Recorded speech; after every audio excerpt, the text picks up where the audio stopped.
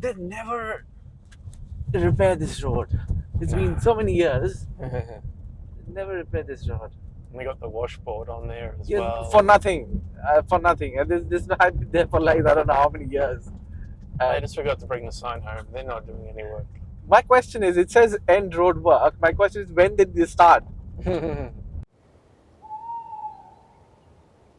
Just do it every day. Just do it every day. And then if you do it every day, you will have a lot of stuff to show. And then your stuff will get better. And then you can contact people and say, I do this, can I help? I think if you just do whatever you like to do every day, you will find your own style, your own thing.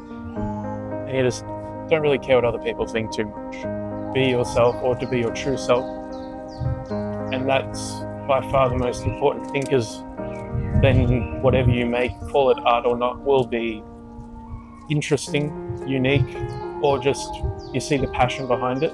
I think that's a major part of it, just having your family and the loved ones around you, your partner, just to make sure that they're providing, I guess, a backbone for you to support and believe in you.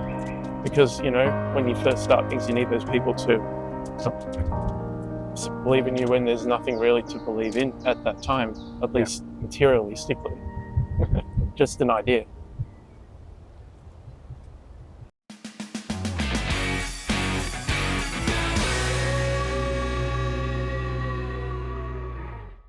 Thank you so much, Sean, for You're welcome. joining today.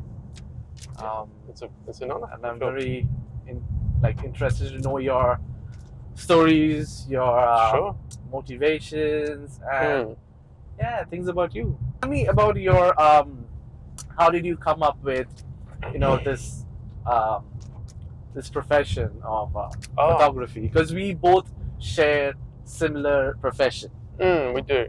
And I guess visual profession. Yes. Yeah. And I think it's something that we both can resonate, the things that we might talk about. Yeah. And how do you came up with this idea, this photography thing?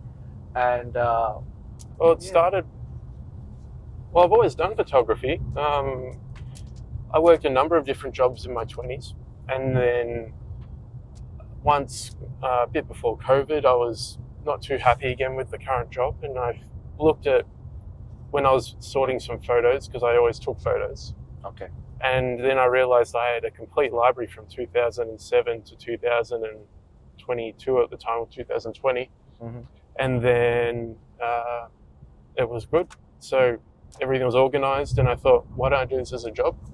So I quit my job and then started the business. So I think it was always there. I just never looked up to see it at all properly as what it could be. So taking that, I guess, having the courage to jump into that space and I guess make those sacrifices, as you know, along the way, and where knowing it could well not work out, but you'll do your best to make sure it doesn't. Spending the money in the right places and meeting the right people. So that's where it kind of started.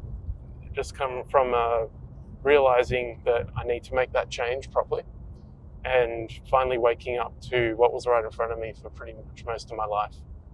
There's photos with me as a child holding a camera, and I'm still doing the same thing today. And my family has a few people in there who have always had photography as part of their hobby. Okay. So my grandpa was into cameras for 50 years, I believe he collected cameras. So he's got quite a deep collection, which I've been happy to accept a few cameras along the way. So I've got some nice old ones from the 50s, spring-loaded. And when you put film in there, you got to guess everything in feet. I'm 6'1" and a bit, so I got to think if it's 6 foot there, the aperture's this, and then I need to make sure that little bit is sharp, and then you just got to guess everything. Nice. I would love to know what's the collection one. Yeah, it's. I can't remember the name of it right now. It starts with K and it's German. Okay. No, V. Voigtlander. It's a Voigtlander. Voigtlander. Okay. Yeah, but there's some other ones as well. But he was very much into Pentax. Which I like Pentax a lot as well because of that, I think. And then my uncle as well. He's always been a bit creative in that space with photography and music. Okay. So I guess that bled into what I do now. Same with my mum. She's quite creative in the way she puts pieces of I don't know the right word for it, not haberdashery, but puts pieces of fabric together, nice fabrics from different places around the world, and makes lovely objects, pillows, dog beds, whatever she needs, basically. Wow. So there's all these influences, I think, that do lead to you finding your own path eventually. Yes. But you just got to keep at it for as long as it takes, and you might get lucky. Oh, it's a very creative packed family. Yeah. We're not all that creative. We all have our strengths. There's plenty of things that we don't have as well when we're creative, as you know. Yes. Well, I believe that if your concept and your interest in any sort of a creative niche, and if you're working on that despite of your drawbacks or the problems that come with the process, I think you become a very creative person, and it unlocks your potential to do a lot of other creative things. It leads on to the next thing, right? Like yes. Podcasting or video or Absolutely. anything you choose. I mean, yeah, I completely agree with that. And you realize there's something you never thought you could do, but now you're doing it. Yeah. And you realize it's not that hard, or maybe it is that hard. You just are too ignorant to want to see how hard it is. How hard it is, because you want to get, you want to be happy what you're doing. You want to enjoy the process. Enjoy the process. That's important. Yes. Because I forgot where I saw someone say that if you knew how hard it would be and how much time it would take, you would never do it. And then so I always think about that. So if you look back years from now and you go, if I knew with this hindsight, would I do what I did back then, knowing how hard it would be and how much time in my life it would take? Would you do it again? I don't think everyone would say yes. I think people go, well, that's a big sacrifice. Very well said, Sean. This thing that you mentioned right now. And I think the moment people realize this and they understand this question, and then they try to take a step, some people will just take a step back and think maybe it's not the correct thing to do. But I think the people who love to challenge themselves, the people who love to go beyond a limitation and make that risk to see if it works or not, I think for them it would be a pretty easy answer, isn't it? Well, yes. For the right people, it's an easy answer, isn't it? Yeah. But that's the start of it, I guess, where it started from, and it stemmed from there, obviously, with the ups and downs and the things that change and the contacts you make along the way. But yeah, from there it was more building the business, getting the skills. I studied photography in Geelong at an arts college for a bit under 2 years, just to get some, the studio lighting setup techniques. I find a lot of photographers I met along the way have missed that kind of training. Not because they probably didn't want to have it, but you can't have access to that sort of equipment that easily, that often, to learn how things work with subjects as well. Yeah. It's not easy, as you know. It's not easy. Because then by the time you get in front of a subject or a model, then you're in a studio and you've got an hour. You don't have time to fiddle around with stuff. You just got to make it work because they're hot or cold, and that's it. You got minutes sometimes. So I figured to learn those basic skills as best as I can would probably benefit me in the long run. So that's something else I've done. Besides that, I just hustled and called, emailed, messaged anyone, DM'd people, just whatever it would take. As a creative person, and also in this industry, for us to build connection is very important. And through connection, through leads, we try to upscale and promote ourselves every day. Yeah. And it's not that we just sit out in our home and every day we get big contracts or clients and coming up and saying, hey, that would be a dream, wouldn't it? Exactly. Yeah. That wouldn't You need be 5 big clients, maybe that's 4. it. Unfortunately, the thing is, it's not the same for Yeah. every single person. No, not at all. And even if the people who are doing fabulous work, they also struggle. They also have to keep promoting. Even the big companies do promote, and they also check up leads and contacts and things. And I think for us as well as a creator, we just have to keep the communication open and connect with people out there, similar-minded creators, Yeah. or even who are enthusiasts who would love to do something, and just try to um, build a community where it just helps each other. Absolutely, yeah. And it's hard to find community in this genre, so to speak. I feel a bit more because we're quite solo workers. We work from home or in a cafe, Yes. put headphones on. So you got to really make more of an effort to reach out to someone and actually find the time to spend with them. Yeah. Otherwise, it's not like going to the office every day, and not everyone gets that sort of experience, unfortunately. Yeah. The big challenge is separating yourself with a genre or a look that you find by just taking photos or videos or writing every day, whatever it is. But you do it every day, not with the intention to never make anyone else see it. That's the way I look at it. I do it just because I like it. That is very true. That is very important. Yeah, so when I do that, I've overcome the challenges when I started, just to make the question complicated, the answer.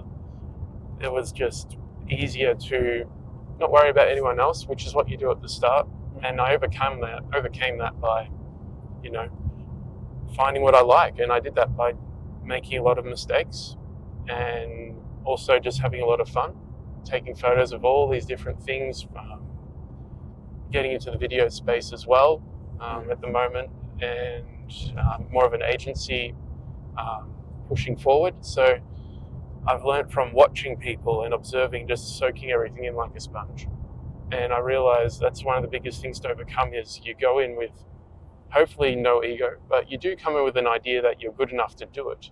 So you want to come in and into the world of whatever creative world you're going into and just say, I got to watch this person and see everything they do and just soak it in, and then just say, okay, so how do you do that? Where does this go? What would you do differently? Why do you have this? And then it's just asking questions and listening, I feel, is the biggest thing to overcome. It sounds simple, but lots of people would rather talk than listen and ask questions.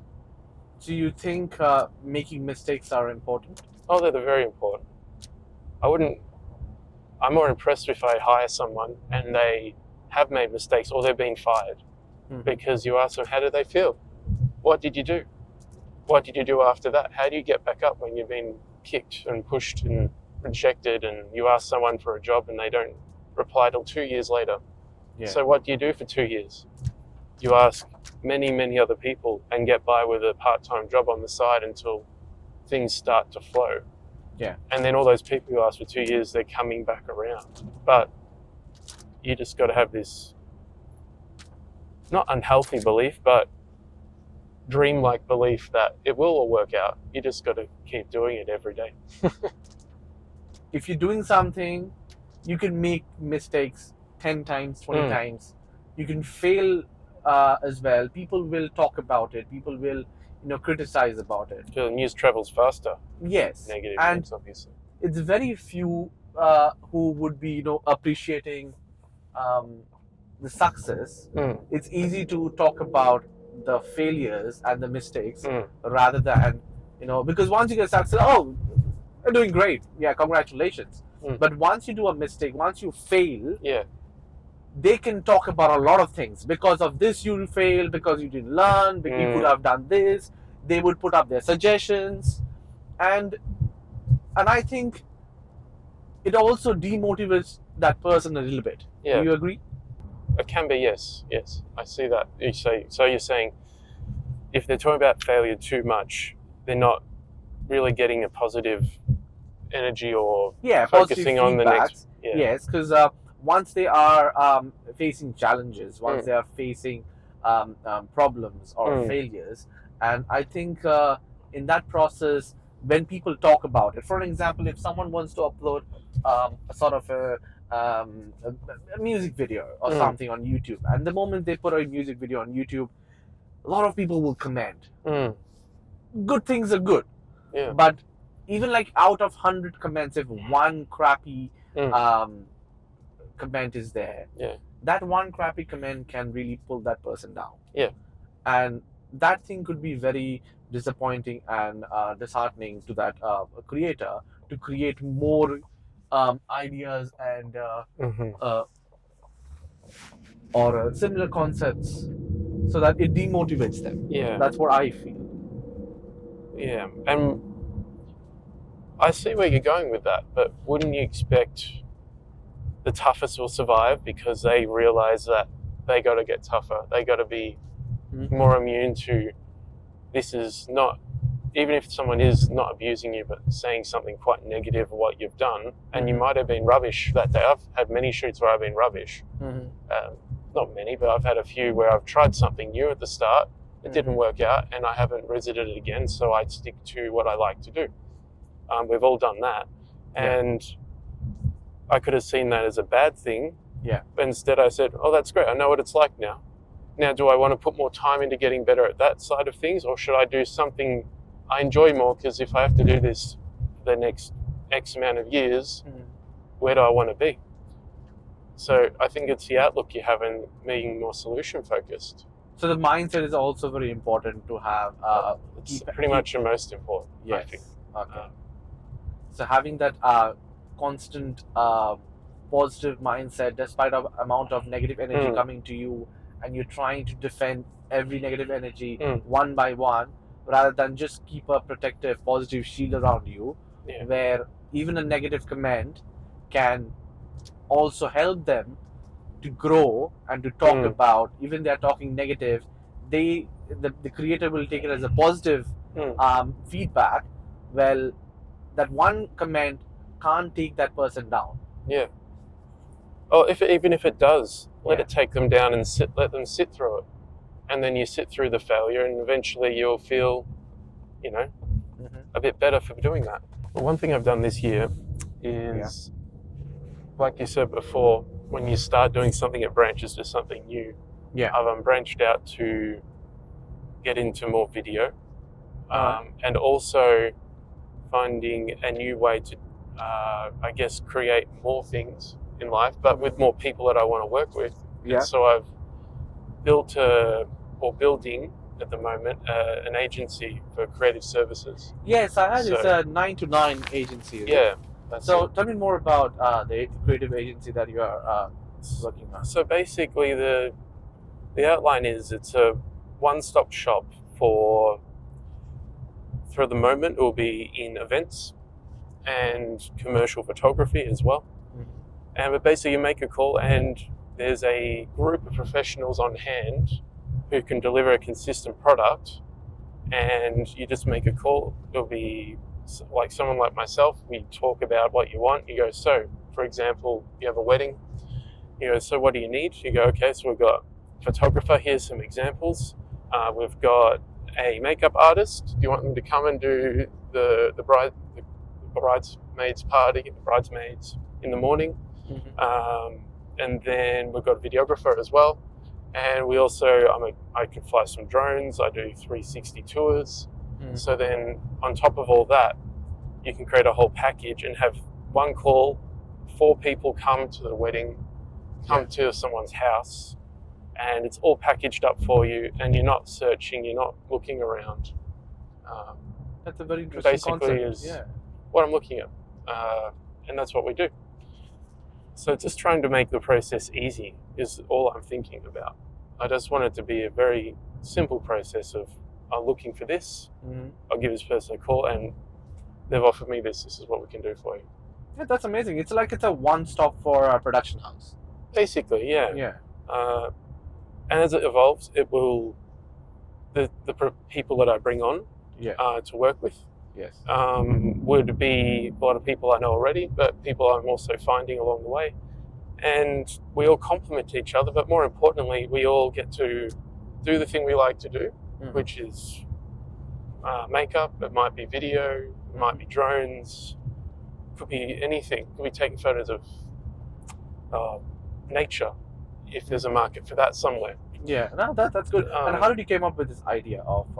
Just observing, observing the marketplace, observing people, listening to complaints people have when being in certain situations, or issues that people find are pain points.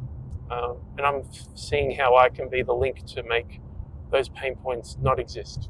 Having the right skills with those people, so you can't have someone who's an expert in a certain type of videography, and then the way they tell a story perhaps, and the way they edit, and then show them an example, and then they get someone else. So finding out that consistency of product, I think, is one of the challenges I'm working through as well.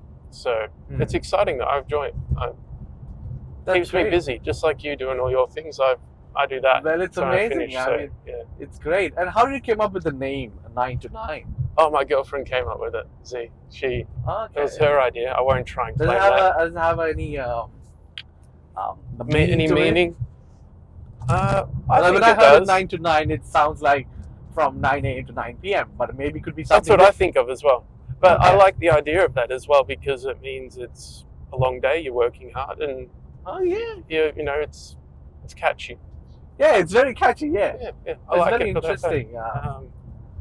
And it's 9 as in the number in T0 and 9.com.au. Yes. But I just think it's have some numbers in there. I think my girlfriend's very clever, so I'll give her the credit for that one. Oh, that's great. Even for my podcast, my partner, she came up with the name. It was like over a dinner conversation, and we were talking about it. We had a list of around 60 names for this podcast, and we try to find the perfect thing that really, it gives the meaning and you feel about it. So we came up with some such funny names, some deep, meaningful names. And suddenly she said, how about the cruising conversations? Yeah.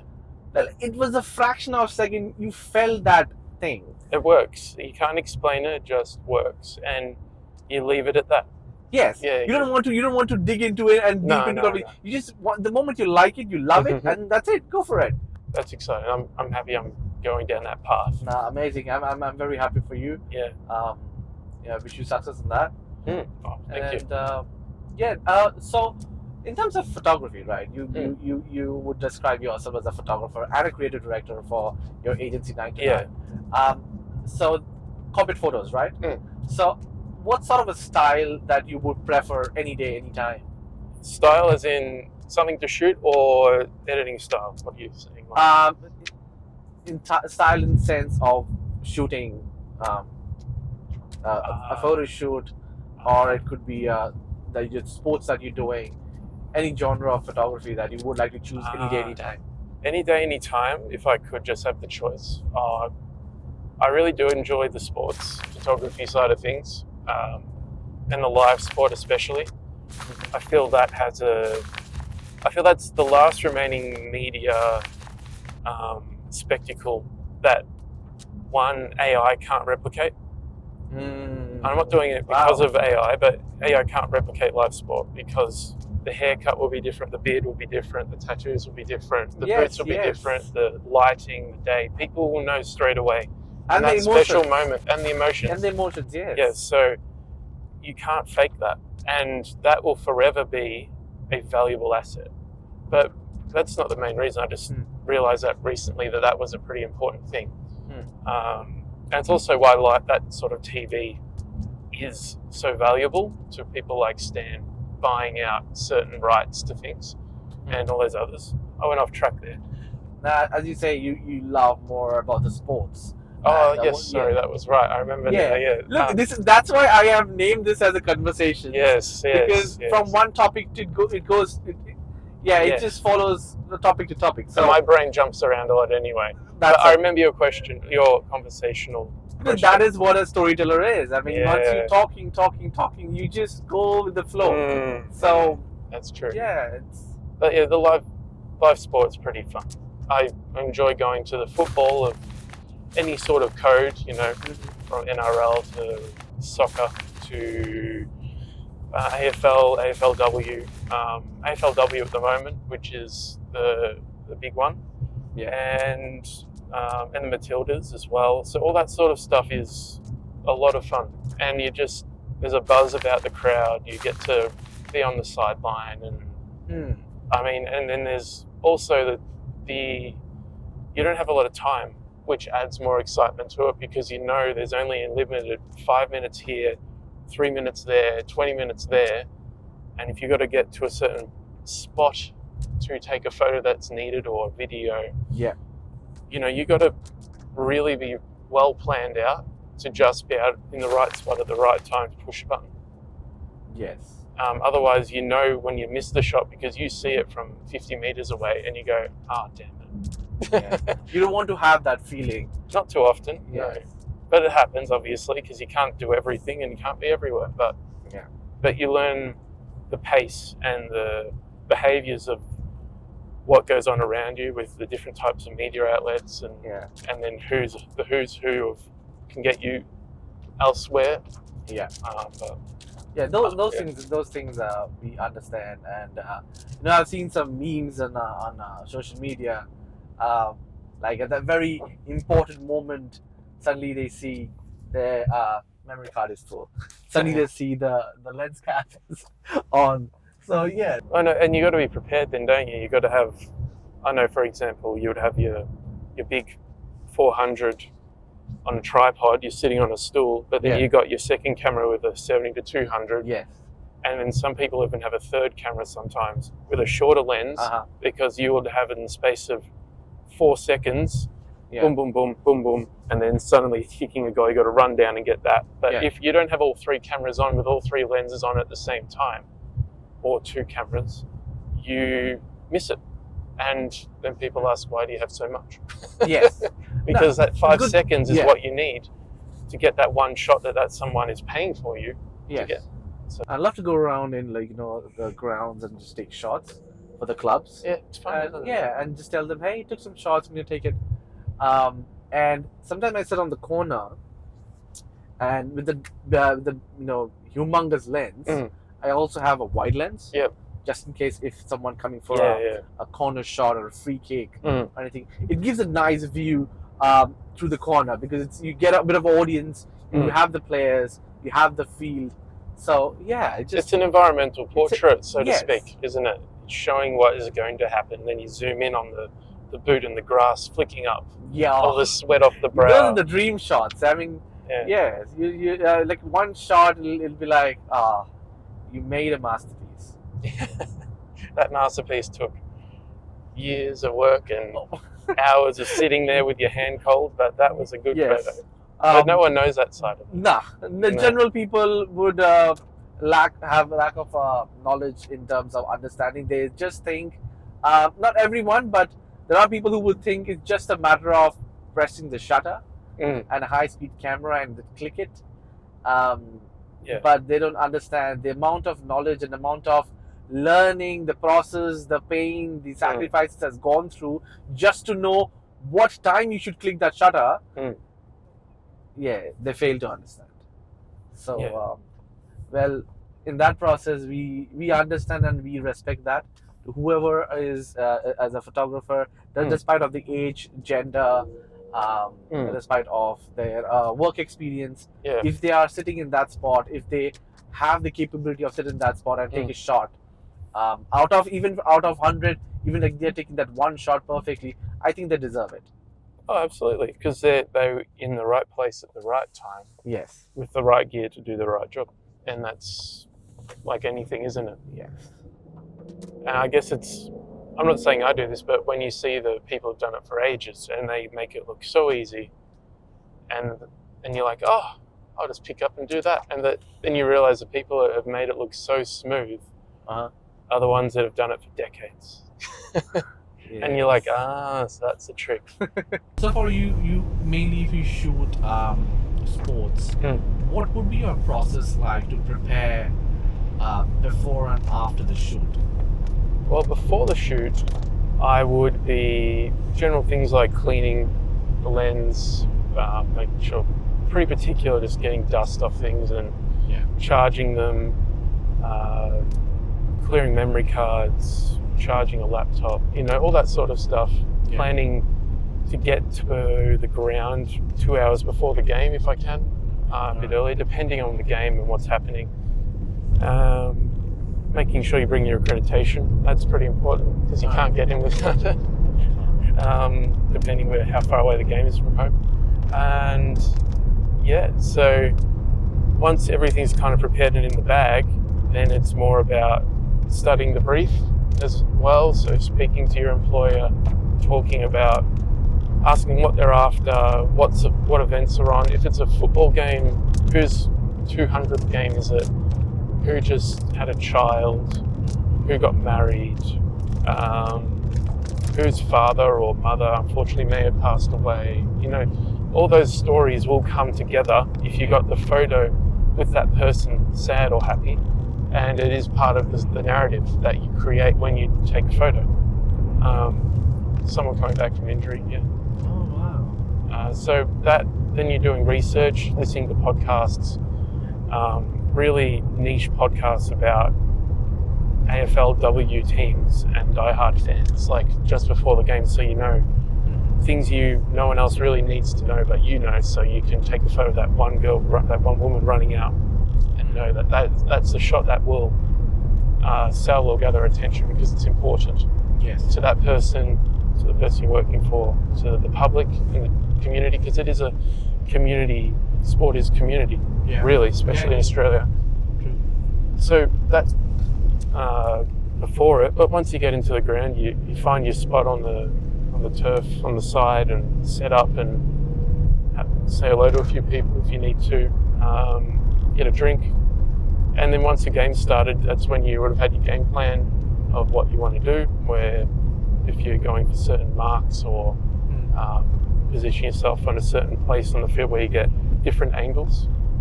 And a few minutes before the end of the game, you can always look to if someone's getting carried off, you get your flash ready, you get your shorter lens out, you leave everything on the side of the field and you run and go and get something different. Get them carried off the field, get them, if they lost, they get some emotions, some sadness, people crouching down, crying. I mean, the whole wave of emotion that sport brings to people is amazing, and it's great to capture that as well. So after that, it's more packing up and just loading the photos and editing them and getting them off as quickly as possible. I also do send off quite a few immediate images to my employer just to make sure they have, the best shots straight away for that night or the next day for whatever the event was. Be it a concert or anything like that. If there's fireworks at the end of their favourite song, something like that, and you need to make sure that they are the first to post something before everyone else. So it's up to you to make sure you have the timing, even if it's been the longest day. That's a good way of a very organized way of preparing in and out your shoot process. But the reason is people who are listening to this, I think they will have a bit of an idea and knowledge of how to prepare themselves. And so does it really hard or how hard it is to get a media accreditation for a sports photography? Because I have seen very few who are into sports photography from now. People are doing it, they're doing it from ages. And the people I know right now, maybe there are like 50s, 60s in their age. And then it's you who I got to know. And I'm not 50 or 60. No, you're not. Yeah. And so how hard it is, or how easy it is to for anyone to get into an accreditation for sports photography?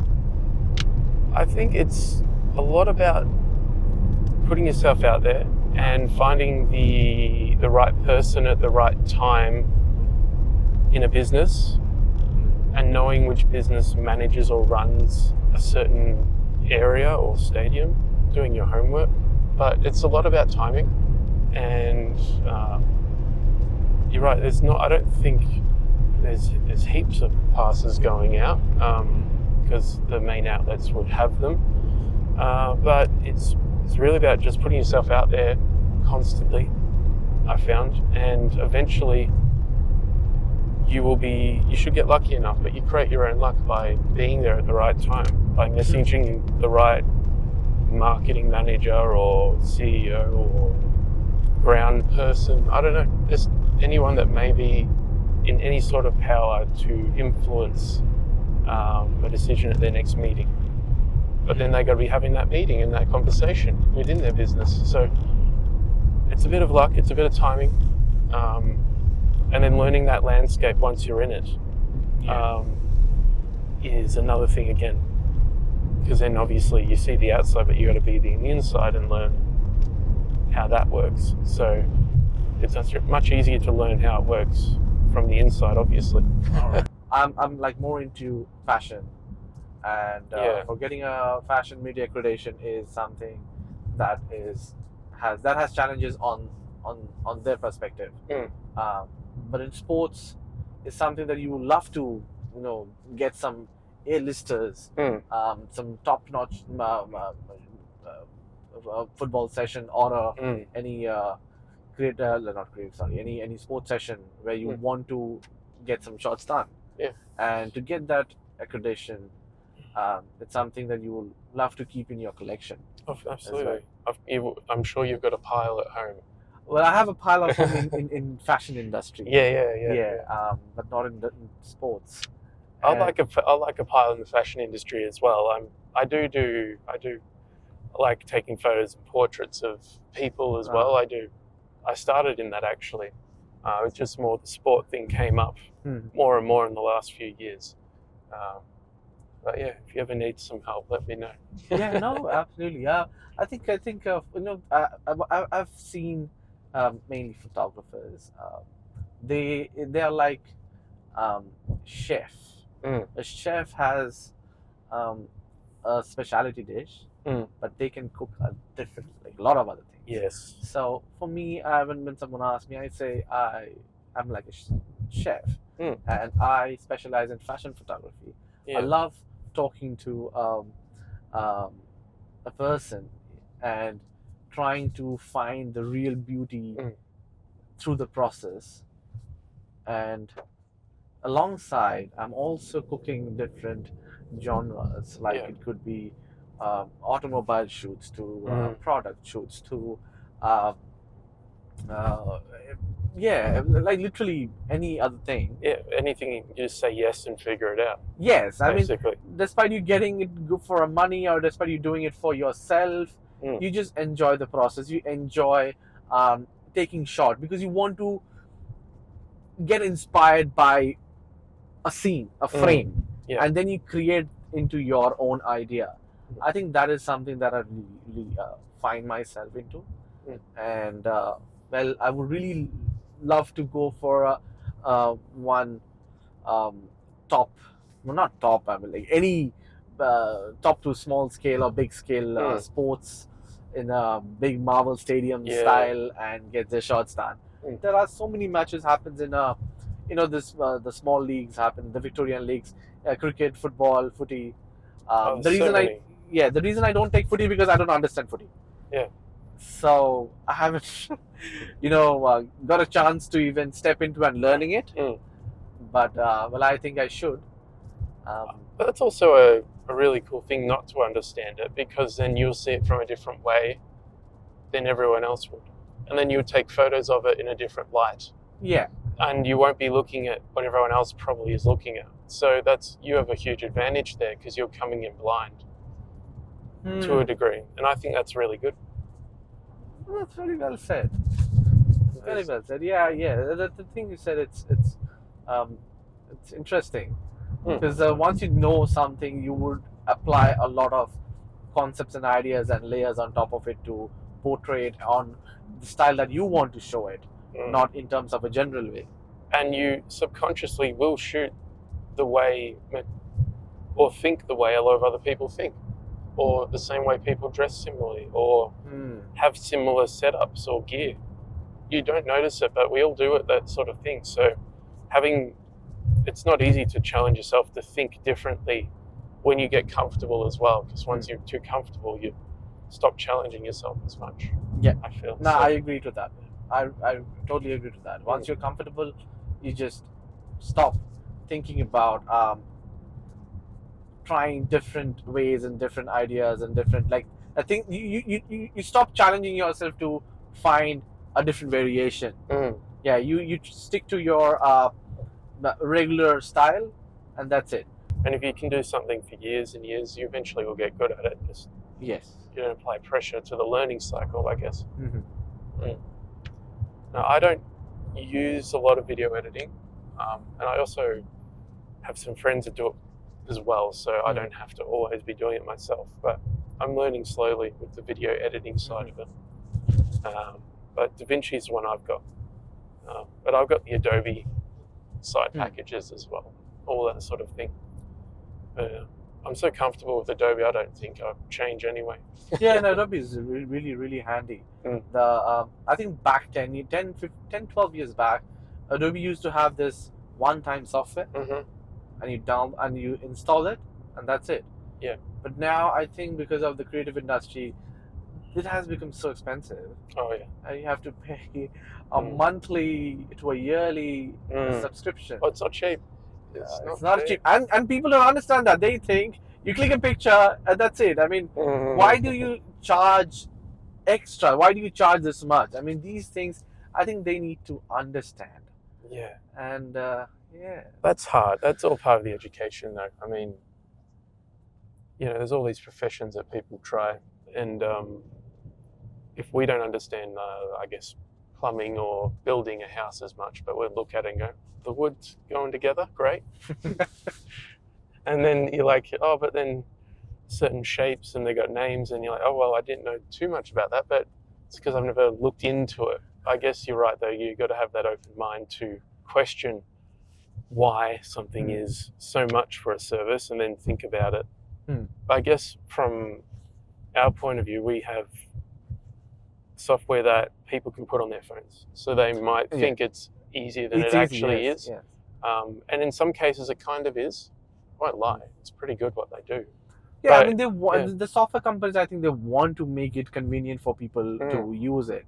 But I think there's also things that there's a difference between the professional side and the people who are doing it as a hobbyist. Yeah. So that's what makes us different when they are giving a certain sort of a job or some sort of a things to work on. Yeah, I agree. There's always I guess an education piece, I call it, in the way you approach it with people and say, oh, this is what is possible with this. This is what is possible without this. And therefore you can provide value through explaining what's going on, and then also help people understand and, give them access to it as well, or show them how they can do it themselves to some degree. And then they're empowered. But then you're starting to become an educator as well. Yeah. So did you have any a memorable shoot yet? Yeah, definitely. One of the memorable shoots was back 2022 when the Foo Fighters came to Australia. And it was when I was first getting my feet as well with a lot of things at the time. Yeah. And it was pouring with rain the whole night, and I was in the lift on one side of the stadium of 35,000 people. Yeah. Speaking to one of the team, and they said that, so we're going to do the fireworks shot this song at this time.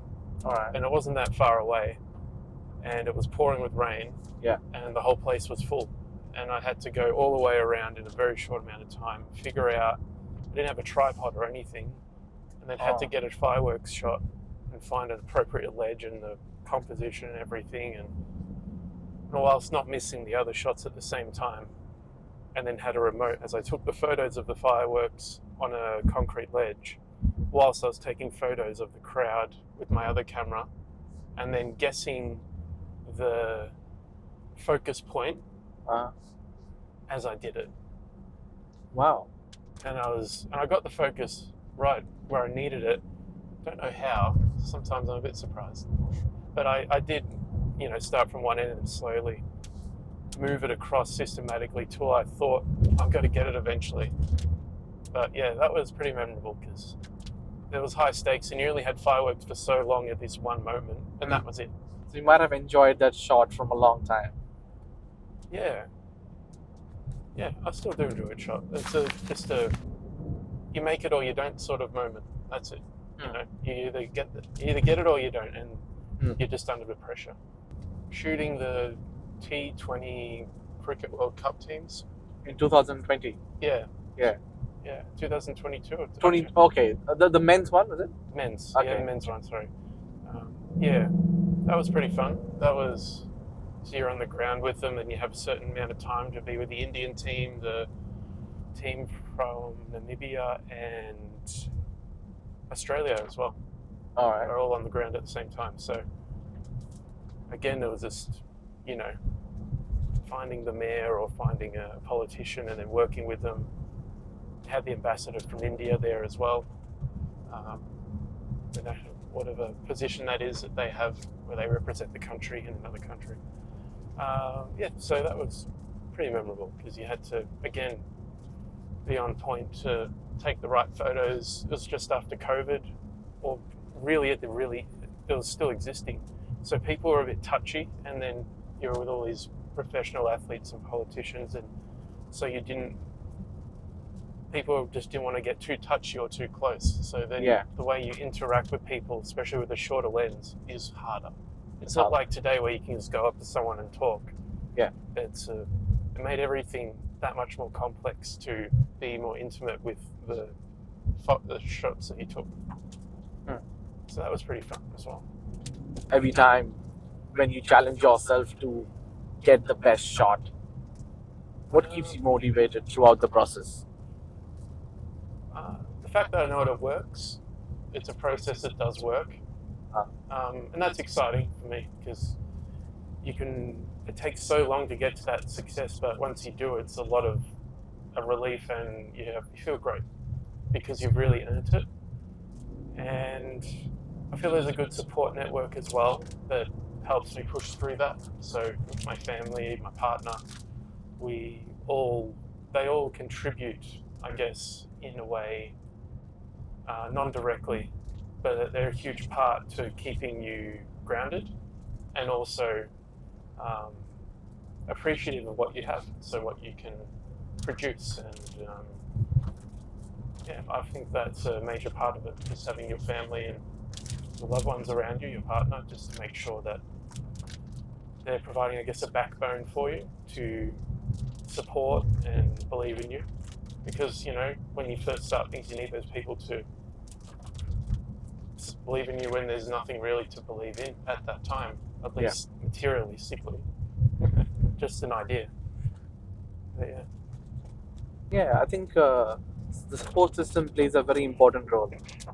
And that would keep you anchored and grounded on a point. And it helps you not to disbalance yourself. Oh, absolutely. And then you feed off those people as well for ideas and raw feedback as well. Yeah. What's rubbish? Yeah, because they want you to grow neatly. They want you to get, even if you get a raw feedback, and if that helps you to polish yourself, and that is the purest form of feedback that I find. Most important. Yeah. Absolutely. Hardest feedback to receive, though. I feel it's not easy to receive something when you think it might be the best thing you've ever made because you're on a high. And then once you come down from that high, you look at it and go, oh, they have a point. It's not bad, though. It's still pretty good. Yeah. Just this would make it a little bit better. Better, yeah. So I think that's a good thing to have. How about you? So for me, I I just believe that sometimes it's good to take a risk and follow your passion. Majority of people they're scared of taking a step, of thinking of the financial factors, thinking of family, thinking of what people will think, what society will think. A lot of many little things that are there that it bothers them to take a step. And I believe you are the author of your own life. And if you don't write your story despite of whatever it is, nobody will remember that. Yeah. I mean, nobody will know it until you write it. It is you who need to write it. And important for taking that step, taking the risk, and have a leap of faith, and just get out of the matrix. If you get out of the matrix, you may face many challenges, many problems that you're not prepared of. But until you don't take that step, you don't know. You don't know how to deal with it. And with that process, it helps you to build a personality, a character. And the people who are stressed about the financial factors or the society factor, I think those things fall a line soon after, or even quite a while after you start taking that step. People will talk about it throughout. Financial problems might be there throughout, but at least you have taken that step. At least you're following your passion. You're happy at the end of the day. You're looking after yourself of what your taste buds want. Just have that hunger. Look for the taste that it suits your taste bud. And don't think about the consequences a lot. Don't think about the end product, the end result. Enjoy the process. Well, that's what life should be. Yeah, that's a good point. Very good point. What would you consider as your proudest moment that you have come across and you think that could have helped you to boost what you are today? I don't know if it's something I've done, but it's something I have, which is just a loving family and partner. I think they give you the confidence to be yourself or to be your true self. And that's by far the most important thing, because then whatever you make, call it art or not, will be interesting, unique, or just you see the passion behind it. An example could be, I guess, just being able to overcome mental blocks. So, for example, maybe you want to pass your degree at uni, maybe you want to be recognized for doing something, like taking photos or get published somewhere like you have internationally, or which we haven't touched on, but yeah, so to have those moments where you do see that, look, you've got a pretty good tear sheet of where things have been promoted and what people have believed in you, and then those people believed in you after that. I think that all stems from a loving family and partner, but then that grows, and it's so good to see that the material results do come from that after. Yeah. But that is years of work, and it's very also easy to forget, I feel, for lots of people, because they can easily get in their own head about it. So it's very important to always remember, who was there first, I feel. Yeah. How do you handle if you have gone through creative blockage or mental breakdown while your work process? Yeah. Because as I believe, as a creative, we have to open our mind and let our ideas flow through. But sometimes, since we go through our life, we face a lot of mental distress to mental blockage, creative blockage. We can't think about it, and sometimes we get so frustrated, we just lose our track. If you have gone through, how do you manage it? How do you overcome it? How to overcome mental blockage? Exercise. Okay. Like a physical exercise? Yeah, so I exercise physically to feel better up here. All right. So I do it so I can release that tension, or at least just, feel that release, that you kind of get away from what you're worrying about or what the blockage was, and you can just lift weights or go for a run, rock climb, whatever you want to do, bike ride, set a physical challenge that pushes you a bit beyond what you thought you could do. Okay. And then I found once you go back with your body physically tired, your brain is ready to go then. On top of that, mentally, learning in general. So, for example, another language, if you can speak another language, just doing it every day and learning it for years and years on end, you eventually do learn another language, and it's great, fun. But it takes, the first 3 years might be really hard to just commit to something. But then once you've done it for 10 years, you're never forgetting it. And you realize, how did you get there? Just because you kept pushing for that. Do you speak any other language? I speak a lot of Spanish, basic Spanish. All right. Yeah. And it just came out of your interest, or any certain reason you wanted to learn Spanish? My friendship group at uni. So okay. I had some friends from Chile at the time, and I just stuck with it. And to this day, I still practice every day. And I don't have a big friendship group now for people from that language, but I do reach out and find ways to learn it still, or even just use apps like Duolingo.